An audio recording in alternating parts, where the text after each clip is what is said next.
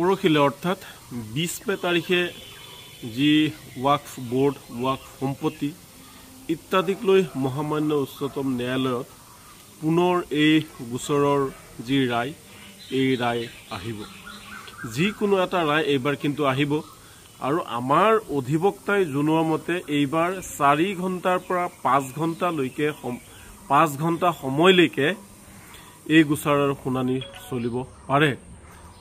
অৰ্থাৎ ইয়াৰ দ্বাৰা এইটোৱে বুজা গ'ল যে এইবাৰ কিবা এটা ৰায় আহিব। আমাৰ বিশ্বাস এইবাৰ স্থগিততা আদেশ আহিব পাৰে।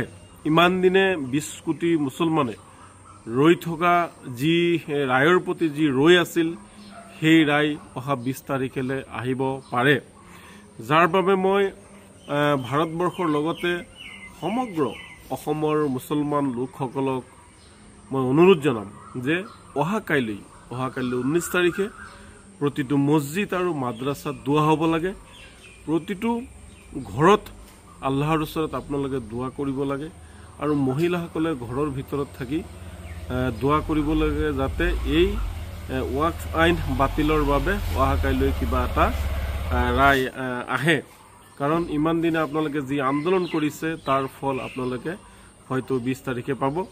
তাৰোপৰি যি উত্তৰ প্ৰদেশ, ঝাৰখণ্ড আৰু মধ্যপ্ৰদেশত যি ৱাকফৰ সম্পত্তি মছজিদ মাদ্ৰাছা বা দৰগাহত যি বুলডোজাৰ চলিছে তাৰ প্ৰতিও মহামান্য উচ্চতম ন্যায়ালয়ে এটা ৰায় দিব পাৰে।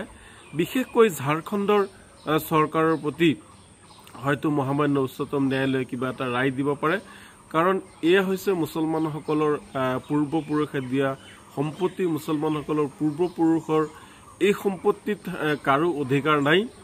গতিকে অহাকাইলৈ অসমৰ প্ৰতিজন মুছলমান পুৰুষ মহিলা ল'ৰা ছোৱালী সকলোৱে আল্লাহৰ ওচৰত দোৱা কৰক আৰু যাতে এই সম্পত্তি আমাৰ ফালে যাতে ঘূৰি আহে, আমি যাতে ন্যায় পাওঁ, আমি যাতে আমাৰ সম্পত্তি ঘূৰাই পাবলৈ সক্ষম হওঁ। উচ্চতম ন্যায়ালয়ৰ ওপৰত আমাৰ আশা ভৰসা আৰু আস্থা আছে আৰু পৰৱৰ্তী সময়ত আমি হয়তো গণতান্ত্ৰিক আন্দোলন এই ৰায়ৰ পিছত আমি পৰৱৰ্তী সময়ত আমি সিদ্ধান্ত ল'ম আমি গণতান্ত্ৰিক আন্দোলন কৰিম নে নকৰিম।